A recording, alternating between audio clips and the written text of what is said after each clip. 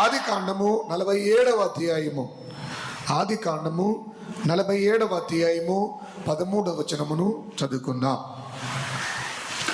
కరువు మికిలి భారమైనందున ఆ దేశమంతటను ఆహారము లేకపోయెను. కరువు వలన ఐగుప్తు దేశమును కానాను దేశమును క్షీణించెను. దేవుని పరిశుద్ధ నామమునకు మహిమ కలుగును గాక. ఐగుప్తులోను కానానులోను కరువు నిమిత్తం ఆహారము లేకపోయెను, దేశం క్షీణించిపోయేను. కరువు ఎక్కడైతే వస్తుందో అక్కడ ఆహార కొరత ఏర్పడుతుంది. కరువు ఎక్కడైతే వచ్చున్నదో అక్కడ నీళ్ళ కొరత ఏర్పడుతున్నది. కరువు ఎక్కడైతే వచ్చున్నదో అక్కడ వ్యాధులు అనేవి పెరుగుతూ ఉన్నవి. కరువు ఎక్కడైతే వచ్చున్నవో అక్కడ మనుషులకు దుఃఖములు అనేవి పెరుగుతూ ఉన్నవి. కరువు ఎక్కడైతే వచ్చున్నవో మనిషి ప్రాణం మీద విసుగు చెంది మరణాపేక్ష గలవాడే జీవించుట కంటే చనిపోటే మేలని అనేకులు కోరుకుంటూ ఉన్నారు.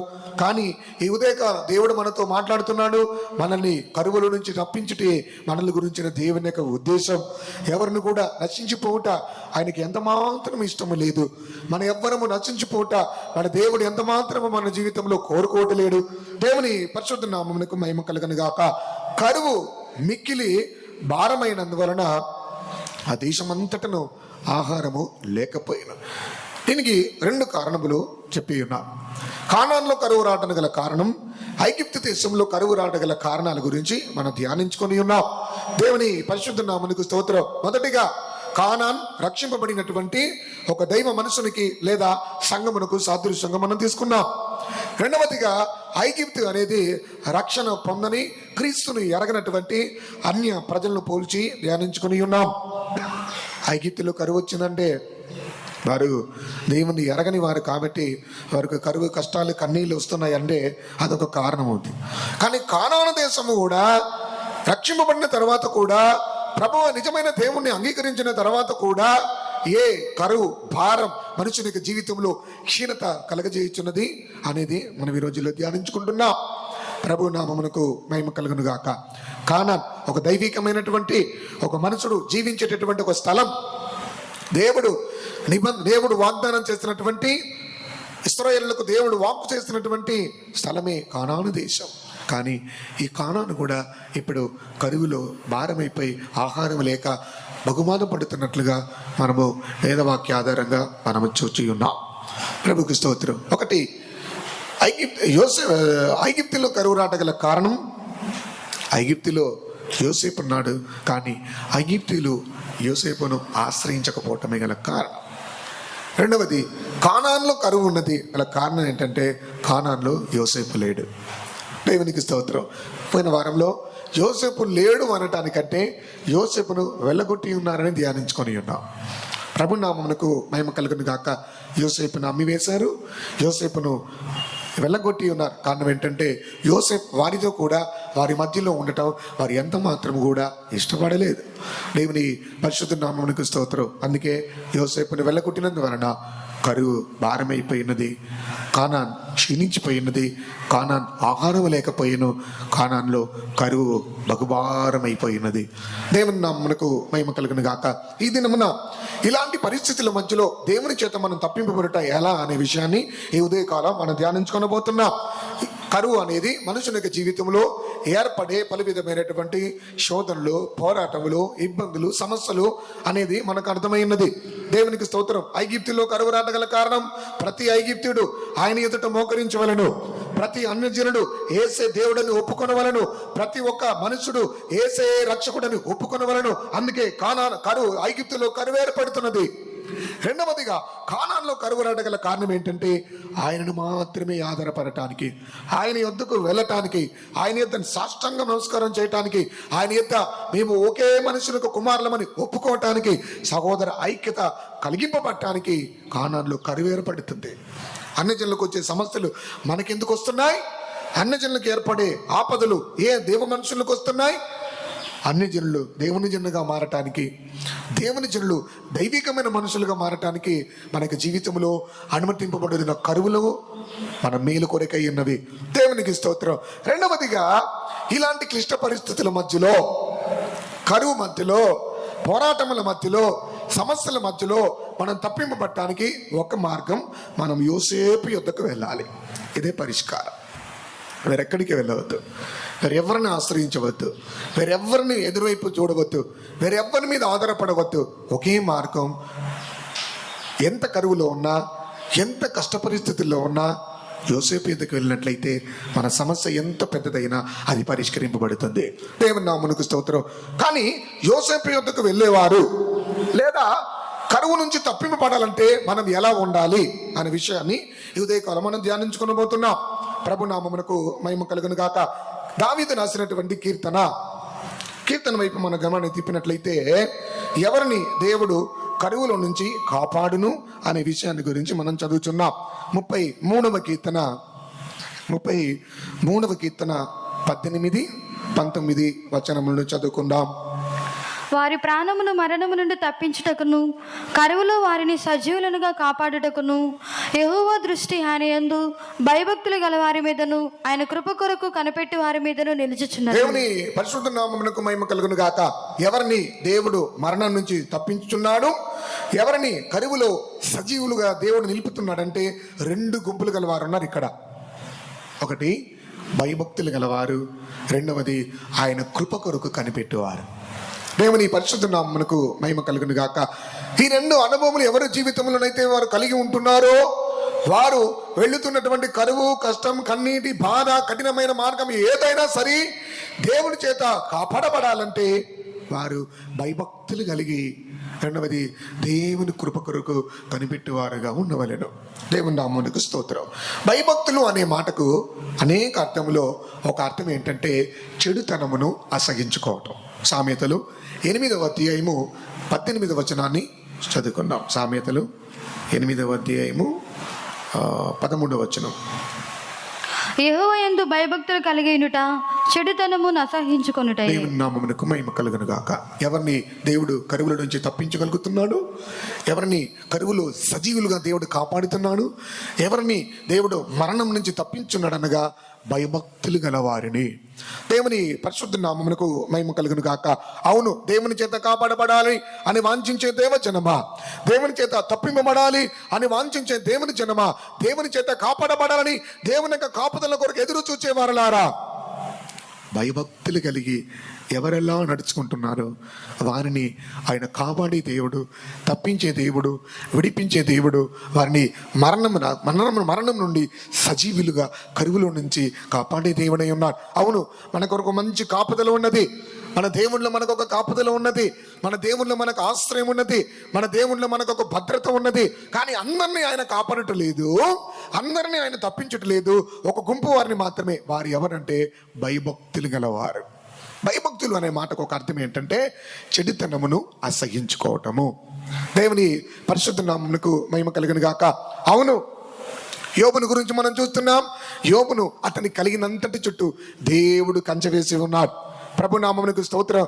అతనికి కరువు వచ్చింది, ఆహారం నష్టమైపోయింది, కుమారులు కుమార్తెలు మరణించారు, ఆస్తి కోల్పోయాడు, అంతస్తులు కోల్పోయాడు. చివరికి భార్య తనకు దూషించి, దేవుని దూషించి ప్రాణం విడిచిపెట్టమంటుంది, స్నేహితులు విడిచిపెట్టారు. ఇప్పుడు అతడు వ్యక్తిగతంగా ఒంటరి అయిపోయాడు, భుజించడానికి ఆహారం లేని కరువులో ఉన్నాడు, పలు విధమైనటువంటి ఇబ్బందులు, ఇరుకులు, సమస్యల మధ్యలో వెళ్ళాడు. ఇతడు పాపం చేసి సమస్యలు రాలేదు, ఇతడు భయభక్తులు కలిగి సమస్యలు ఏర్పడినాయి. సమస్యలు పోరాటంలో అనేవి 2 రకాలుగా వస్తాయి. ఇంతకుముందు చెప్పాను నేను, దేవుని మూలంగా మనకు అనుమతింపబడే శోధన ఉన్నది, సాతాను మూలంగా వచ్చే శోధన ఉన్నది, మనం చేసే తప్పిదాల మూలంగా ఏర్పడే శోధనలు ఉన్నాయి. 3 శోధనలు. ప్రభు నామమునకు మహిమ కలుగునుగా. వచ్చే శోధన అంతా దేవుడే అనుమతిస్తుండే అనుకోవద్దు. వచ్చే పోరాటంలన్నీ దేవుని ద్వారానే వస్తున్నాయి అనుకోవద్దు. దేవుని ద్వారా వస్తున్నాయా, మన సొంతంగా మనం చేసే తప్పిదాల మూలంగా వస్తున్నాయా, అపవాది మూలంగా వస్తున్నాయా అని పరీక్షించి పరిశోధించి దానిలో మనం సరి చేసుకోవాలి. సరి చేసుకున్నప్పుడే కరువు నివారింపబడితే ప్రభునామమునకు మహిమ కలుగును గాక. సమస్యలు పరిష్కరింపబడటానికి ఒక మార్గం భయభక్తులు కలిగి ఉండుటయే. వారిని చూడటానికి దేవుని కన్ను దృష్టి వారి మీద ఎల్లప్పుడూ ఉండును. ప్రభునామమునకు స్తోత్రం. ఆయన అందరినీ చూచే దేవుడు, కానీ ఒక గుర్తింపబడి ఒక గుంపు వారి మీద దేవుడు తన దృష్టిని కేంద్రీకరించున్నాడు. వారెవరనగా భయభక్తులు కలిగి జీవించేవారు. భయభక్తులు చెడుతనమును అసగించుకోవటం. చెడుతనం అంటే ఏమిటి? చెడుతనం అంటే ఏమిటి? దేవుని పరిశుద్ధ నామమునకు స్తోత్రం. దేవుడు వద్దు అన్నది, దేవుడు అసగించుకునేది, దేవుడు చెయ్యకూడదు అని చెప్పే ప్రతిదిని ఏంటది? చెడే. ప్రభు నామమునకు మహిమ కలుగును గాక. ఒక విధంగా చెప్పాలంటే ప్రత్యేక జీవితమును కలిగి జీవించవలెను. ప్రత్యేక జీవితమును కలిగి జీవించవలెను. ప్రభువును పరిశుద్ధ నామమునకు మహిమ కలుగును గాక. అందుకే కొరింథీకి పౌలు చెప్తున్నాడు, మీరు వారి మధ్యలో నుంచి బయలువెడలి ప్రత్యేకముగా ఉండుడి, అపవిత్రమైన దేనిని ముట్టకుడి. అంటే అర్థం ఏంటంటే చెడైనది దేనిని ముట్టకుడి, మీరు ప్రత్యేకంగా ఉండుడి. భయభక్తులు కలిగి ఎక్కడ ఎవరెలా నివసిస్తున్నారో వారు ఖచ్చితంగా ప్రత్యేక జీవితం చేసేవారుగా ఉంటారు. భయభక్తులు కలిగి ఎవరెలా జీవిస్తున్నారో వారు ఒక ప్రత్యేకతను కలిగి ప్రత్యేకపరుచుకుంటూ తమ ఒక ప్రత్యేక జీవితం కలిగి జీవిస్తారు. వారు అన్య కార్యములో, లౌకిక కార్యములో, పాప సంబంధమైన కార్యములో, దేవునికి విరుద్ధమైన కార్యములో, వాక్యమునికి విరుద్ధమైన కార్యములో, దేవచిత్తానికి విరుద్ధమైన కార్యములో వారు ఎంత మాత్రం కూడా జోక్యం చేసుకున్నారు. భయభక్తులు అంటే ఏంటంటే చెడుతనమును అంటకుండా, ముంటకుండా, చెడుతనమును విడిచి వేనై ఉండి ప్రత్యేక జీవితమును చేస్తున్న వారిని దేవుడు ఆయన కనుదృష్టి ఉంచి వారిని కాపాడుతూ ఉన్నాడు. ప్రభు పరిశుద్ధ నామమునకు మహిమ కలుగును గాక. అవును, దేవుడు మిమ్మును, మీ కుటుంబమును, మీ పిల్లలని, మనల్ని, మన సంఘమును దేవుడు రానున్నటువంటి కరువులో కాపాడాలంటే భయమును భక్తి రెండు అవసరం. భయం ఉంటే భక్తి ఉండిద్ది, భక్తి ఉంటే భయం ఉండిద్ది. భయం లేని వారు భక్తిగా ఉండలేరు. అవునా? భయంగా ఉండని వారు భక్తిగా ఉండలేరు. భక్తిగా ఉండని వారు భయం లేకుండా ఉంటారు. ప్రభు నామమునకు స్తోత్రం. భయం ఎక్కడైతే ఉంటుందో అక్కడ జాగ్రత్త పడతారు. ఉదాహరణకి ఒక సీసీ కెమెరా ఉందనుకుంటా. సీసీ కెమెరా ఉందంటే అక్కడ ఏమన్నా దొంగతనం చేయడానికి వీలవుద్దా? భయం, ఆ భయం అబ్జర్వ్ చేస్తున్నా, ఒక సీసీ నన్ను అబ్జర్వ్ చేస్తుంది ఒక భయం అనుకున్నప్పుడు అక్కడ ప్రవర్తన ఎలాగుంటుంది? జాగ్రత్తగా ఉంటుంది. అప్పటి వరకు అటు ఇటు ఉరుకులు పరుగులు తీసిన వాళ్ళు సీసీ క్యామ్ దగ్గరికి వచ్చిన తర్వాత ఏం చేస్తాను? సైలెంట్గా వెళ్తాను. అలాగనే దేవ భయం అనుకున్నప్పుడు భక్తి ఆటోమేటిక్గా వచ్చింది. ప్రభు నామమునకు మహిమ కలుగును గాక. ఆశీర్వాదం ఆలస్య కార్యం, ఆశీర్వాదం ఆలస్యమునకు కారణము భయభక్తులు కలిగి లేకపోవటమే. 128వ కీర్తన 4-5 వచనంలో చూసినట్లయితే యెహోవా యందు భయభక్తులు గలవాడు ఎలాగున ఆశీర్వదింపబడును. యెహోవా యందు భయభక్తులు గలవాడు ఎలాగున ఆశ్రయింపబడును. చదువుకున్నాం 128వ కీర్తన 4-5 వచనములు. ఇలాగూ ఆశీర్వదింపబడును. యెహోవా యందు భయభక్తులు గలవాడు ఇలాగున ఆశీర్వదింపబడును. సీయోనులో నుండి యెహోవా నిన్ను ఆశీర్వదించును. దేవుని పరిశుద్ధ నామమునకు స్తోత్రం. యెహోవా యందు భయభక్తులు గలవాడే సీయోను ఆశీర్వాదమునకు పాత్రులు. సీయోనులో ఎందుకు వస్తున్నాయి ఆశీర్వాదాలు? సీయోనులో దేవుడి నివాసం చేస్తున్నారు. సీయోను దేవుడు తనకు నివాస స్థలంగా కోరుకొని ఉన్నాడు. ఇది నాకు విశ్రమ స్థలము, ఇక్కడనే నేను నివాసముందునని ప్రభు సెలవిచ్చి ఉన్నారు. అవును, సీయోను నివసించే దేవుని యొద్ద నుంచి ఆశీర్వాదం మనకు వచ్చినప్పుడు మనలో ఉన్నటువంటి ప్రతి శాపం మనం విడిచి వెళ్ళిపోతుంది. మనలో ఉన్నటువంటి ప్రతి ఒక్క వేదన మనం విడిచి తొలగిపోతుంది. మనుషుని జీవితంలో ఉన్న ప్రతి ఒక్క కరువు, ప్రతి ఒక్క దరిద్రత తొలగిపోతుంది. ఎప్పుడు? సీయోను నుండి ఆశీర్వదింపబడినప్పుడే. కానీ అందరి సీయోను ఆశీర్వాదములకు పాత్రలు కాదు. భయభక్తులు కలిగిన వారు, చెడుతనమును అసగించుకున్న వారు, ప్రత్యేక జీవితమును చేయువారు, అపవిత్రమైన దాన్ని అంటని వారు, ప్రత్యేక జీవితం కలిగి దేవుని కొరకు ప్రత్యేకతను కలిగిన వారు మాత్రమే దేవుని చేత ఆశీర్వదింపబడుతున్నారు. ప్రభు పరిశుద్ధ నామమునకు మహిమ కలుగును గాక. అవును, యోబు అనేక భక్తుడున్నాడు. అతడు చెడుతనమును అసగించుకున్నాడు. ఎప్పుడు? భయభక్తులు కలిగి చెడుతనను అసగించుకున్నాడని చెప్పి రాయబడింది. చదువుకున్నాం యోబు 1:1. యోబు గ్రంథము 1వ అధ్యాయము 1వ వచనము.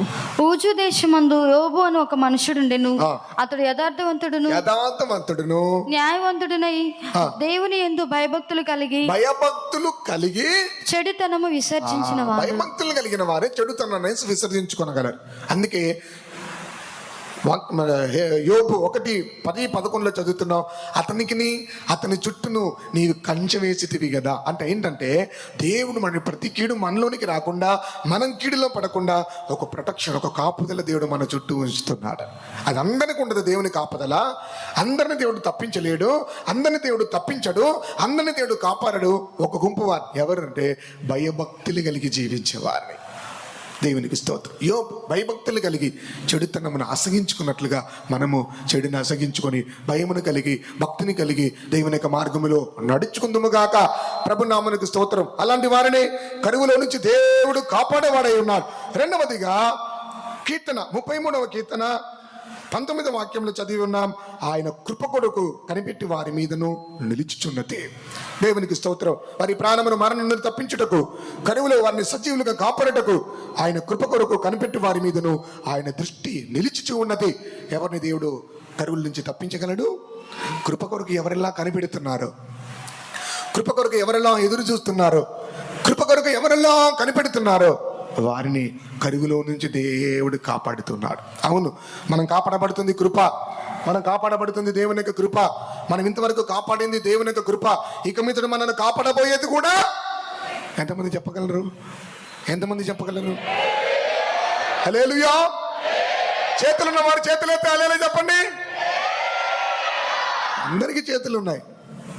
దేవుని పరిశుద్ధ నామమునకు మహిమ కలుగును గాక. కరువులో కాపాడబడటానికి భయభక్తులు కలిగి నడుచుకుందుము గాక. కరువులో దేవుని చేత తప్పింపబడటానికి దేవుని కృప కొరకు మాత్రమే మనం కనిపెట్టుకుందుము గాక. దావీదునకు చూపిన శాశ్వత కృపను నేను నీకు చూపెదను. దావీదునకు చూపిన శాశ్వతమైన కృపను నేను నీకు చూపెదను. దావీదు కృపను కాపాడుకున్నాడు, సౌలు కృపను నష్టం చేసుకున్నాడు. దావీదు కృపను కాపాడుకున్నాడు, సౌల్ కృపను కోల్పోయి ఉన్నాడు. దేవుని పరిశుద్ధ నామమునకు స్తోత్రం. దావీదుకున్న కాపుదల సౌలుకి లేదు. దేవునికి స్తోత్రం. దావీదును దేవుడు కాపాడి ఉన్నాడు. దావీదు వెళ్ళిన చోటన్నిట్లో దేవుడు దావీదును కాపాడి ఉన్నాడు. ప్రభు నామమునకు మహిమ కలుగును గాక. ఏ కారణం ఏంటి? దావీదు కృప పొందినవాడాయను. అతడు చెప్తున్నాడు, నేనైతే యెహోవా మందిరములో పచ్చైన ఒలివ మొక్కలే ఉన్నాను, నిత్యము ఆయన కృపయందు నమ్మిక ఉంచి ఉన్నాను. నాకు ఇంక దేని మీద నమ్మకం లేదు, ఇక నేను దేని మీద ఆధారపడలేదు. నాకున్నది ఒకే ఒక నమ్మిక, నిత్యము ఆయన కృపయందు మాత్రమే నమ్మిక ఉంచి ఉన్నాను. దేవుని పరిశుద్ధ నామమునకు మహిమ కలుగును గాక. నిన్ను కాపాడటకు దేవుడు నిశ్చయంగా నీ మీద కనుదృష్టి ఉంచును.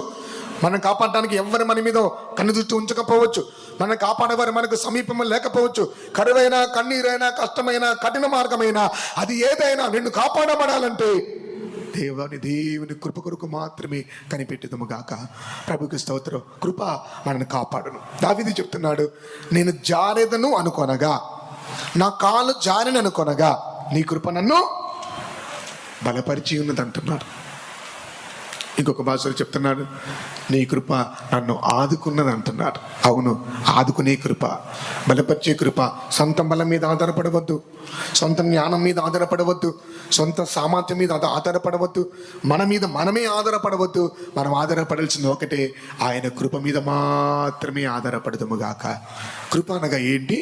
నేను చాలాసార్లు చెప్పాను. కృప అనగా నేను చాలాసార్లు చెప్పాను. కృప అంటే మనం చేయలేకపోతున్నాం, జీవించలేకపోతున్నాం, జయించలేకపోతున్నాం అన్న ప్రతి కార్యములో జయించినట్లుగా, జీవించినట్లుగా నిలబెట్టేదే దేవుని యొక్క కృప. దేవుని పరిశుద్ధ నామమునకు స్తోత్రం. మన యొక్క బలం ద్వారా మనం ఏమి చేయలేం, మన సామర్థ్యం ద్వారా మనం దేనిని జయించలేం, మన సొంత బలం బట్టి మన దేన్ని మనం ఎదుర్కోలేం. కృపని బట్టి మాత్రమే ముందుకు సాగిపోగలము, కృపని బట్టి మాత్రమే జయం పొందుకొనగలము, కృపని బట్టి మాత్రమే మనం నిలబడగలము. పర్వతములు తొలగిపోయినను, మెట్టలు తత్తనిల్లినను, నా కృప నిన్ను విడిచిపోదు. చెప్పండి ఆమేన్ చెప్పండి. ప్లీజ్ నన్ను విడిచిపోవద్దు, లేకపోతే క్షణం ఉండలేను. విడిచిపోయి మనుషుల్ని బతలాడుకుంటాడు, బిచ్చమాడుకుంటా అని దేని అడుకోవాలి? ప్రభువా, క్షణమైన నేను నన్ను విడిచిపెట్టద్దు ప్రభువా, నీ కృప నన్ను విడిచిపెట్టద్దు ప్రభువా. దేవునికి స్తోత్రం. దావీదుకి బలం ఉంది, బలగం ఉంది, సైన్యం ఉంది, సైనికులు ఉన్నారు. కానీ అతనికి నమ్మిక దేని మీద ఉంది? నిత్యము, నిత్యము ఆయన కృపయందు మాత్రమే నేను నమ్మిక ఉంచి ఉన్నాను. మనుషులు కాదు మనల్ని కడ వరకు కాపాడేది, మన బలం కాదు మనం కడ వరకు కాపాడేది, మనతో ఉండే బలగాలు కాదు మనం కాపాడేది. కృప నేను నిత్యముగా నడిపించును. అందుకే కరువులో కాపాడబట్టానికి కృప కొరకు మాత్రమే కనిపెడతాం. కష్టం వచ్చినా, కఠిన మార్గాలు వచ్చినా, ఇబ్బందులు వచ్చినా, ఎటువంటి పరిస్థితులు వచ్చినా భయభక్తులు కలిగి ఏదెల్లా విడిచిపెట్టాలో విడిచిపెట్టి దేవుని కొరకు ప్రత్యేక జీవితం చేద్దాం. రెండవదిగా ఆయన కృప కొరకు మాత్రమే కనిపెట్టుకుందాం. దేవుని పరిశుద్ధ నామమునకు స్తోత్రం. మన దేవుడి పేరు 1 పేతురులో చదువుతున్నాం. మిమ్మల్ని పిలిచిన వాడు సర్వకృపానిధియగు దేవుడు. సర్వకృపానిధియగు దేవుడు కొంచెం కాలం మీరు శ్రమపడిన తర్వాత తానే మిమ్మల్ని పూర్ణులుగా చేసి స్థిరపరిచి బలపరచును అని చదువుతూ ఉన్నాం. మన దేవుడు సర్వకృపానిధియగు దేవుడై ఉన్నాడు. 1 పేతురు 5వ అధ్యాయము 19వ వచనము. తన నిత్య మహిమకు క్రీస్తునందు మిమ్మల్ని పిలిచిన సర్వకృపానిధియగు దేవుడు కొంచెం కాలము మీరు శ్రమపడిన పిమ్మట తానే మిమ్మల్ని పూర్ణులుగా చేసి స్థిరపరిచి బలపరచును. కృప మనని స్థిరపరుస్తుంది. యెషయా ప్రవచన గ్రంథంలో చదువుతున్నాం. కృప ద్వారా సింహాసనం స్థాపింపబడును, కృప ద్వారా సింహాసనం స్థిరపరచబడును, కృప ద్వారా నీ ఆత్మీయ జీవితం స్థిరపరచబడును, కృప ద్వారా నీ యొక్క వ్యక్తిగత జీవితం స్థిరపరచబడును, కుటుంబం ద్వారా నీ భవిష్యత్తు స్థిరపరచబడును. కృప ద్వారా నీ యొక్క భవిష్యత్తు, నీ కృప ద్వారా నీ యొక్క భవిష్యత్తు, నీ యొక్క జీవితం, నీ యొక్క వ్యక్తిగత జీవితం స్థిరపరచబడును. కృప నుంచి తొలగిపోవద్దు, కృపను కోల్పోవద్దు. దేవుని పరిశుద్ధ నామమునకు స్తోత్రం. ఆయన నిత్య మహిమకు మనల్ని పిలిచిన దేవుడు. ఆయన సర్వకృపానిధియగు దేవుడు. ప్రతిదినం ఆయన కృప కొరకు మాత్రమే కనిపెడదా. ప్రభు నామమునకు మహిమ కలుగును గాక. ఆయన కృప కొరకు కనిపెట్టి వారి మీదను నిల్చున్నది. కృప కొరకు కనిపెట్ట అంటే అర్థం ఏంటి? కనిపెట్టడం అంటే అర్థం ఏంటి? కనిపెట్టడం అంటే అర్థం ఏంటి? ఇంకో విధంగా చెప్పాలంటే ఎదురు చూపు. దేనికి ఎదురు చూస్తున్నాను? ఏదో ఒకటి రాబోతుంది, అది వస్తేనే పని స్టార్ట్ చేస్తాను, అది వస్తేనే నేను ప్రయాణం స్టార్ట్ చేస్తా అంటే అర్థం ఏంటనగా మనకి జీవితంలో కృప లేకుండా మనం ఏమి చేయకూడదు. కృప కొరకు మాత్రం కనిపెట్టండి. కృప మన జీవితంలోకి వచ్చినప్పుడు మనకు ఒక ధైర్యం వచ్చును. కృప మన జీవితంలోకి వచ్చినప్పుడు మన సమస్యలతో మనం విడిచిపోవును. కృప మన జీవితంలోకి వచ్చినప్పుడు బలహీనత మన విడిచి తొలగిపోవును. పౌలు చెప్తున్నాడు, నేను ఎప్పుడు బలహీనుడను అప్పుడే బలవంతుడును. ఎప్పుడు? నా కృప నీకు చాలును అని ప్రభు మాట్లాడిన తర్వాత ఇప్పుడు బలహీనతల్లో, ఇబ్బందుల్లో, శ్రమల్లో, హింసలో, ఉపద్రవంలో ఏమంటున్నాడు? నేను సంతోషించుచున్నాను అంటున్నాడు. కృప రాకముందు దుఃఖపడి ఉండవచ్చు, కానీ కృప అతని జీవితంలో నా కృప నీకు చాలును అని ప్రభు చెప్పిన తర్వాత ఇక నేను సంతోషించుచున్నాను అంటున్నాడు. దుఃఖంలో, వేదనలో, ఇబ్బందుల్లో, ఉపద్రవంలో, శ్రమల్లో దుఃఖానికి చోటు ఇవ్వకుడి, కృపకు చోటు ఇవ్వడి. సమస్యలకు చోటు ఇవ్వకుడి, కృపకు చోటు ఇవ్వడి. దేవునికి పరిశుద్ధ నామమునకు మహిమ కలుగును గాక. కరువులో మనం కాపాడే దేవుడు, కష్టాల్లో మనం తప్పించే దేవుడు, సమస్యల్లో మనం విడిపించే దేవుడు, పోరాటంలో నిన్ను బలపరిచే దేవుడు. అవును, ఆయన భయభక్తులు గలవారిని, కృప కొరకు కనిపెట్టేవారిని తప్పించి విడిపించి కాపాడే దేవుడు. దేవుని పరిశుద్ధ నామమునకు మహిమ కలుగును గాక. సౌలు యొక్క ప్రతి కీడు నుంచి దేవుడు దావీదుని తప్పించాడు. రెండవదిగా మనం దేవుని చేత తప్పింపబడాలంటే, మనం దేవుని చేత కాపాడబడాలంటే మన దేవుని ప్రేమించే వారముగా ఉండవలెను. 91వ కీర్తన 14వ వచనాన్ని చదువుకుందా. అతడు నన్ను ప్రేమించుచున్నాడు గనుక నేను అతన్ని తప్పించేదను, అతడు నా నామము నెరిగిన వాడు గనుక నేను అతని గణపరచేదను. అతడు నాకు మొరపెట్టగా నేను అతనికి ఉత్తరం ఇచ్చేదను, శ్రమలో నేను అతనికి తోడై నుండేదను, అతను విడిపించి అతని గొప్ప చేసేదను. దేవుని పరిశుద్ధ నామమునకు స్తోత్రం. అతడు నన్ను ప్రేమించున్నాడు గనక నేను అతన్ని తప్పించేదను. కరువుల నుంచి దేవుడు మనం తప్పించేవాడు, శ్రమల నుంచి దేవుడు మనల్ని తప్పించేవాడు. నాకు ఇంకా విడుదల లేదు, నాకు ఇంకా జయం లేదు. రీసెంట్గా మంచి విశ్వాసులు, పాత విశ్వాసులు, చాలా రోజుల నుంచి దేవుని సన్నిధికి వచ్చే విశ్వాసాలు నిన్న భార్య భర్తలు ఇద్దరు ఒక ముగింపుకు వచ్చారు. ఇక మనకు సమస్యలు తీరిపోయేటట్లేదు, మనకి ఇంకా సమస్యలు తీరిపోయట్లేదు అని చెప్పి ఇద్దరు ఏం చేశారు తెలుసా? గడ్డి మందు తెచ్చుకొని భర్త తాగేశాడు. దేవుని పరిశుద్ధ నామమునకు స్తోత్రం. నాకు తెలిసి నేను ఫోన్ చేశాను. నేను ఏంటి ఏమైందనంటే, దేవుడు మమ్మల్ని విడిచిపెట్టేశాడు, మాకు ఇంకా సమస్యల నుంచి బయటికి రాలేము, సమస్యలు ఎక్కువైపోయాయి, తట్టుకోలేక తాగేసామని. ఈరోజు డాక్టర్ చెప్తా అన్నారు, వారి కోసం మీరు కూడా ప్రార్థన చేయండి. దేవునికి స్తోత్రం. కరువులో కాపాడే దేవుడు మనకున్నాడు, కష్టాల్లో కాపాడే దేవుడు మనకున్నాడు, ఎందుకు దేవుని చేత తప్పింపబడలేకపోతున్నారు? ఏం సమస్యలు పెరుగుతున్నది కూడా దేవుని చేత ఎందుకు విడిపింపబడలేకపోతున్నారు? దానికి ఒక కారణం, మనం ఆయన ప్రేమించినప్పుడు ఆయన మనల్ని తప్పిస్తాడు. మీరు ప్రేమించినా తప్పించట్లేదంటే అర్థం ఏంటి? నేను ప్రేమిస్తున్న దేవుణ్ణి ఆయన దేవుని నన్ను తప్పించట్లేదంటే అర్థం ఏంటి? ఆయన ఆశించిన రీతిలో ప్రేమించట్లేదని అర్థం. ఇంతకుముందే చెప్పా, ఎగ్జామ్ రాసావు కానీ అన్ని తప్పులు రాసొచ్చావు, ఏం పాస్ అవుతావు? అలాగనే దేవుడు ఎదురు చూపు ఉంటుంది. మనం ఇంత పరిమితిలో ప్రేమించాలి, ఏ విధంగా ప్రేమించాలి, ఎంతగా ప్రేమించాలి. దేవుడు ఎక్స్పెక్ట్ చేసిన విధముగా ఆయనగా ఎదురు చూపుకు తగినట్లుగా మనం ప్రేమించకపోతే మనం తప్పింపబడలేం. ప్రభు నామమునకు మహిమ కలుగునుగా. వేలుముద్రేసి వస్తారు కానీ అది కొన్నిసార్లు సిస్టమ్ ఒప్పుకోదు.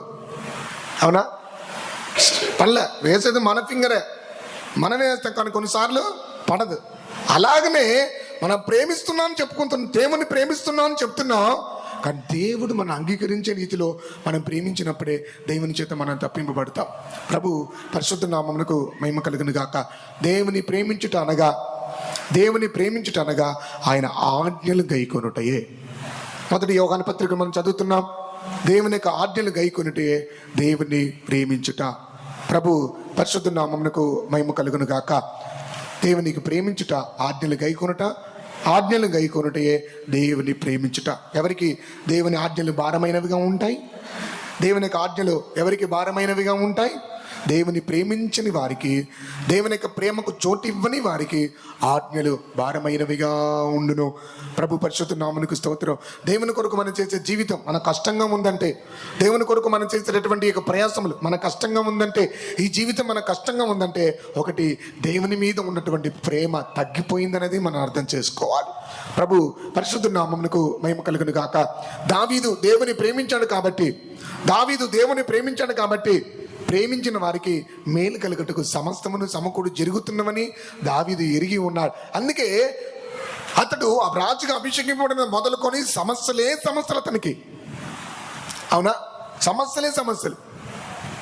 నాట్యం ఆడుతున్నాడు, పాట పాడుతున్నాడు, అకస్మాత్తుకు చూస్తే ఈటే దూసుకొని వస్తుంది. దూసుకొని వచ్చింది. ఆ రోజున దేవుడు అతన్ని తప్పించి ఉన్నాడు. అందుకే దావీదు చెప్తున్నాడు, మరణమునకు నాకు ఒక్కడుగు దూరం మాత్రమే.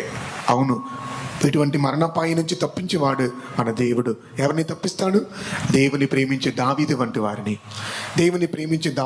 వారిని ఆయన తప్పించే దేవుడు, విడిపించే దేవుడు, కాపాడే దేవుడు, రక్షించే దేవుడు. దేవుని పరిశుద్ధ నామమునకు మహిమ కలుగును గాక. యోసేపుని ప్రేమిద్దాం, యేసుని ప్రేమిద్దాం, ఆయన ఆజ్ఞలు ప్రేమిద్దాం, ఆయన యొక్క మార్గములు ప్రేమిద్దాం. దేవుని పరిశుద్ధ నామమునకు మహిమ కలుగును గాక. అవును, యోహాను సువార్త 14:23 వాక్యములు చదువుతున్నాం. యోహాను సువార్త 14:23 వాక్యములు చదువుతున్నాం. యేసు, ఒకడు నన్ను ప్రేమించిన ఎడల వాడు నా మాట గైకొనుచు, అప్పుడు నా తండ్రి వానిని ప్రేమించును. దేవుని నామమునకు స్తోత్రం. ఒకడు నన్ను ప్రేమించిన ఎడల వాడు నా మాట గైకొనును, నా తండ్రి వాడిని ప్రేమించును. 24వ వాక్యము, నన్ను ప్రేమింపని వాడు నా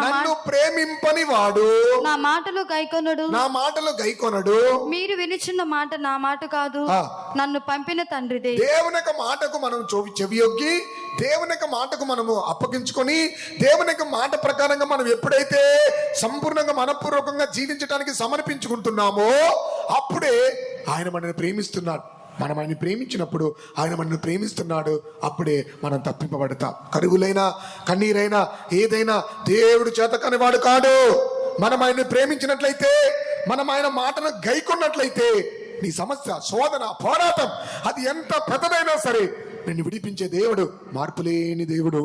ప్రభు పరిశుద్ధ నామమునకు స్తోత్రం. దేవుని ప్రేమించుటనగా ఆయన మాటను గైకొనటమే. దేవుని ప్రేమించుటనగా ఆయన ఆజ్ఞలు గైకొనటమే. ప్రభు నామమునకు స్తోత్రం. దేవుని ప్రేమింపని వాడు ఆయన మాటను గైకొనడు. దేవుని ప్రేమింపని వాడు ఆయన ఆజ్ఞలు గైకొనడు. నేను అతన్ని తప్పించదను, నేను అతన్ని విడిపించదను, నేను అతనికి శ్రమల్లో నేను అతనికి తోడై ఉందును, నా దీర్ఘాయు చేత అతను నేను ఘనపరిచేతనని దేవుడు సెలవిస్తున్నాడు. అవును దేవజనమా, కరువులో, కన్నీరులో, కష్టంలో దేవుని చేత తప్పింపబడి కాపాడబడవాలంటే భయభక్తులు కలిగి జీవించదము, కృప కొరకు మాత్రమే కనిపెట్టదము, దేవుని మాత్రమే ప్రేమించి ముందుకు సాగిపోదము. దేవుని పరిశుద్ధ నామమునకు మహిమ కలుగును గాక. అవును, ఎంతగా దేవుని యొక్క వాక్యమును మనము ధ్యానించి దేవుని యొక్క వాక్యమునకు జీవించడానికి ఎంత పరిమితిగా మనం సమర్పించుకుంటున్నామో దేవుడు మనల్ని తప్పిస్తున్నా. ఇంకెక్కడ మనకు కాపుదల లేదు, ఇంకెక్కడ మనకు విడుదల లేదు, ఎక్కడ కూడా మనకు రక్షణ లేదు. దేవుని చేత మాత్రమే కాపాడబడుతున్నాం. 4వదిగా దేవుడు ఎవరిని విడిపించును? ప్రకటన గ్రంథము 3వ అధ్యాయము, ప్రకటన గ్రంథము 3వ అధ్యాయము 15వ వచనము, 10. ప్రకటన 3:10. నీవు నా ఓర్పు విషయమైన వాక్యమును గైకొంటివి గనుక భూనివాసులను శోధించుటకును లోకమంతటి మీదకి రాబో శోధన కాలములో నేను నిన్ను కాపాడేదను. దేవుని నామమునకు స్తోత్రం. వచ్చే శోధన, రాబోతున్న శోధన కాలములో దేవుడు మనల్ని తప్పించినట్లుగా ఓర్పు విషయమైన వాక్యమును మనం గైకొనవలెను.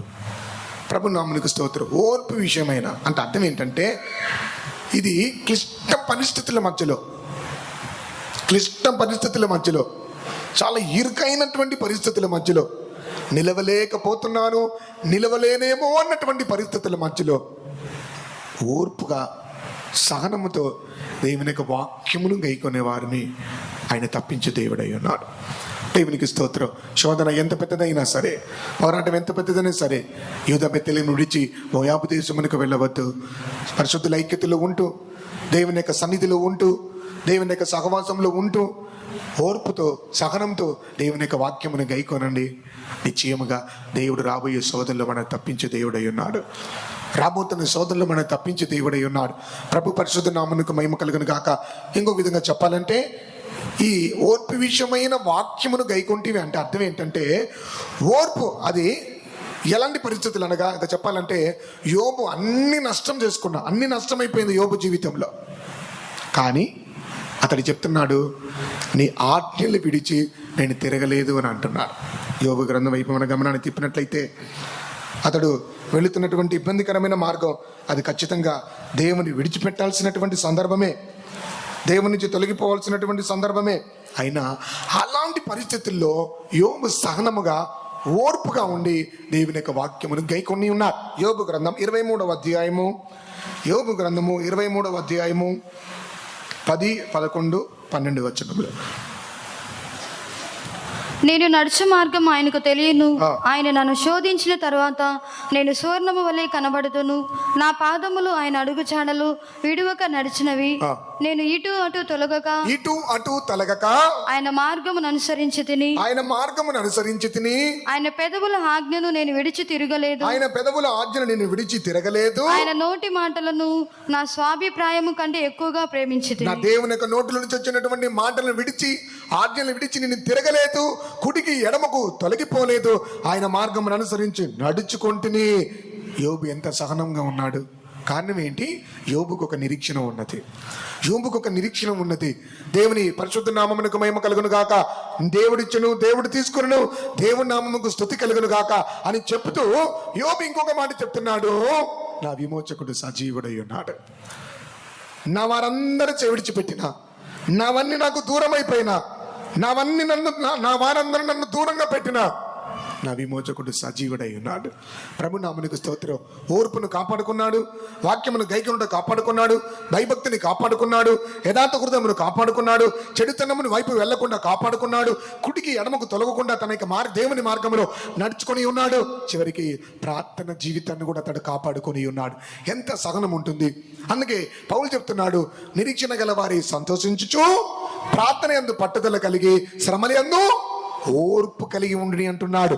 ఎవరు శ్రమల యందు ఓర్పు కలిగి ఉండగలరు? నిరీక్షణ గల వారు మాత్రమే.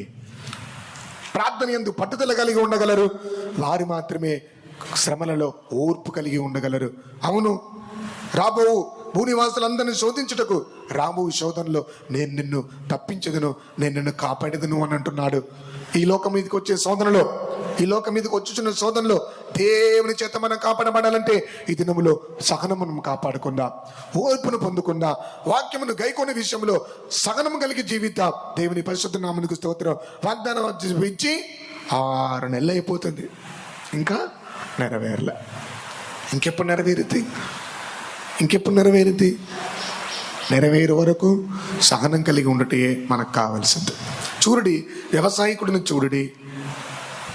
యాకోబు పత్రిక 5వ అధ్యాయము 7-8 వచనంలో చూస్తున్నాం. చూడి వ్యవసాయకుని చూడండి అని చెప్పి మీరును ఓపిక కలిగి ఉండుడి అని చెప్తున్నారు. దేవుని నామమునకు స్తోత్రం. అంటే అర్థం ఏంటి? ఒక వ్యవసాయకుడు తనకు వ్యవసాయం విషయంలో వరి నాటిన తర్వాత, కలుపు తీసిన తర్వాత, నారు తీసిన తర్వాత, నారు పెట్టిన తర్వాత కొన్ని మాసముల తర్వాత ఏమవుతుంది? పంట చేతికి వస్తుంది. సహనం కావాలి. నేను ఒడ్లు నాటా, నా ఒక్క ఒడ్ల గింజ కనబడట్లా చెప్పి పొలం మీద కోపడతారా? సహనంతో ఉండాలి. నువ్వు నాటేది ఒకటైనా కొద్ది రోజుల తర్వాత ఎన్ని వస్తాయి? కొన్ని లెక్కింపలేని గోధుమ గింజలు బయటకు వస్తాయి, లెక్కింపలేని ఒడ్ల గింజలు బయటకు వస్తాయి, లెక్కింపలేని ధాన్యం బయటకు వస్తుంది. ఇదిగో సహనం కలిగి ఉండుము, నీతో చెప్పిన దేవుడు నిశ్చయంగా చెప్పినది నెరవేర్చుటకు నిన్ను విడువనే ఎడబాయిన దేవుడై ఉన్నాడు. ప్రభునామమునకు మహిమ కలుగునుగా. ఓర్పు విషయమైన వాక్యమును గైకొనాలి, నమ్మాలి, విశ్వసించాలి, అనుభవంగా మనం మార్చుకోవాలి. దేవుని పరిశుద్ధ నామమునకు మహిమ కలుగునుగాక. యోబు సహనముతో, ఓర్పుతో దేవుని ఆజ్ఞలు విడిచి తిరగకుండా ఆయన నోటి పెదవుల నుంచి వచ్చే ఆజ్ఞలను తన యొక్క స్వభాభిప్రాయం కంటే అధికంగా ఎంచి దేవుని యొక్క వాక్యమును గైకొని జీవించినందువలన అతని యొక్క శోధన నుంచి దేవుడు అతన్ని తప్పించి కోల్పోయిన దానికంటే 2 అంతలుగా దేవుడు ఆశీర్వదించి ఉన్నాడు. ఓర్పుతో ఉండండి. ఇక ఎన్ని దినములు, ఎన్ని మాసములు, ఇక ఎన్ని సంవత్సరములు, ఎంతకాలం అని కనిపెట్టాలి? ఓర్పును కోల్పోవద్దు. ఆయన ఓర్పు విషయమైన వాక్యమును గైకొనుడి. దేవుడు మనల్ని తప్పించే దేవుడు, మనం విడిపించే దేవుడు, మనం రక్షించే దేవుడు, మనం లేవనెత్తే దేవుడు, మనని నిలబెట్టే దేవుడు, మనని కోల్పోయిన దానికంటే 2 అంతలుగా ఆశీర్వదించే దేవుడై ఉన్నాడు. దేవుని పరిశుద్ధ నామమునకు మహిమ కలుగును గాక. కరువులో మనం కాపాడబడటానికి భయభక్తులు కలిగి జీవించదము. కరువులో మనం తప్పింపబడటానికి దేవుని కృప కొరకు మనం కనిపెట్టదము. కరువులో నుంచి, కష్టం నుంచి తప్పింపబడటానికి దేవుని ప్రేమించదము. ఇబ్బందులు, సమస్యల నుంచి మనం తప్పింపబడటానికి దేవుని యొక్క ఓర్పు విషయమైన వాక్యమును మనము గైకొని జీవించదము గాక. దేవుని పరిశుద్ధ నామమునకు మహిమ కలుగును గాక. అంత మాత్రమే కాదు, దావీదుతో దేవుడు ఇంకో మాట చెప్తున్నాడు. యెహోవాయే నిన్ను కాపాడువాడు. 121వ కీర్తన 121వ కీర్తన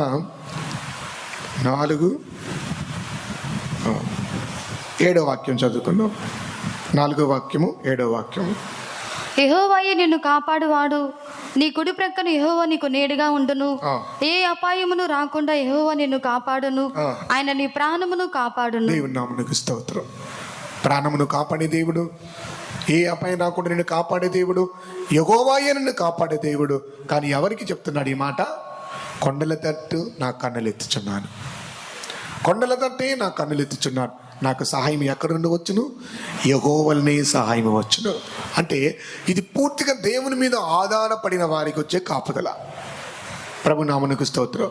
పూర్తిగా దేవుని మీద ఆధారపడి, దేవుని మీద మాత్రమే విశ్వాసం ఉంచి, దేవుని వైపు మాత్రమే తేరి చూచే వారికి అనుగ్రహింపబడే కాపుదల.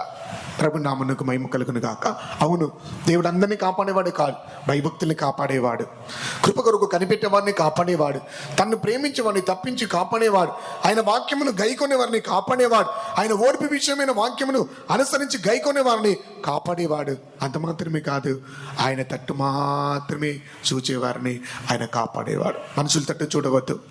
వాక్యం చెప్తున్నాడు, దావీదు చెప్తున్నాడు, దేవా దాసుని కన్నులు యజమాని తట్టు చూచినట్లుగా, దాసురాలి యొక్క కన్నులు తన యజమానిరాలు తట్టు చూచినట్లుగా మా దేవుడిని యెహోవా తట్టే మా కన్నులు చూచున్నవి.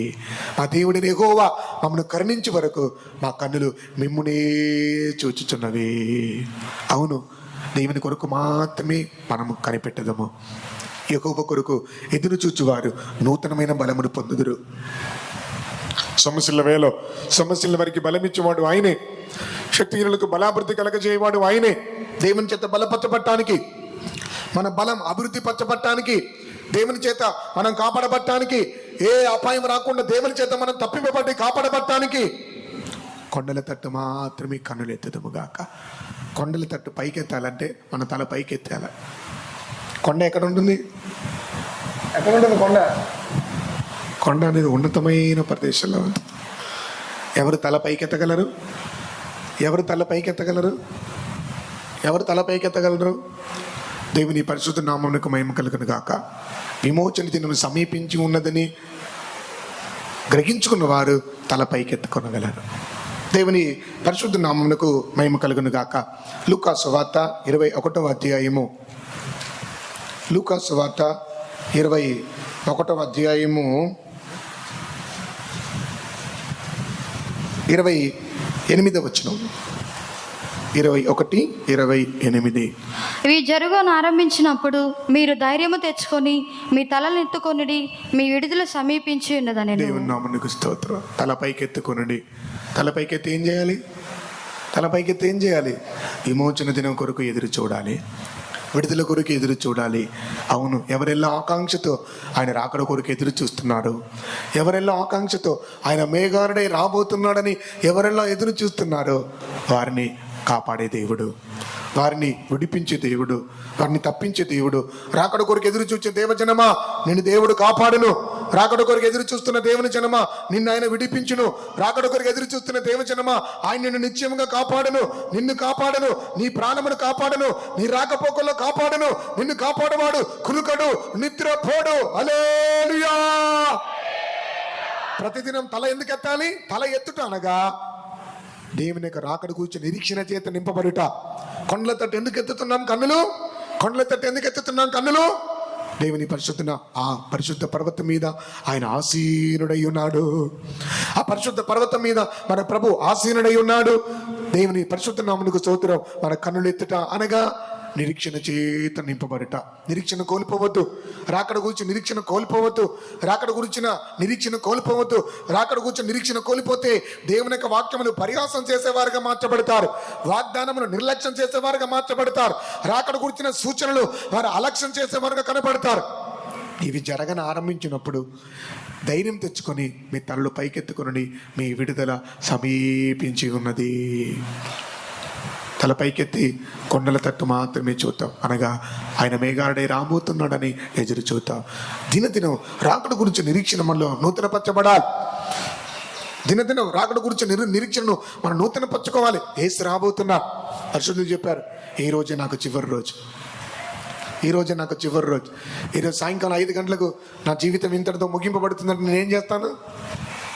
అందరినీ క్షమిస్తాను, అందరి దగ్గర క్షమాపణ అడుగుతాను. అవునా?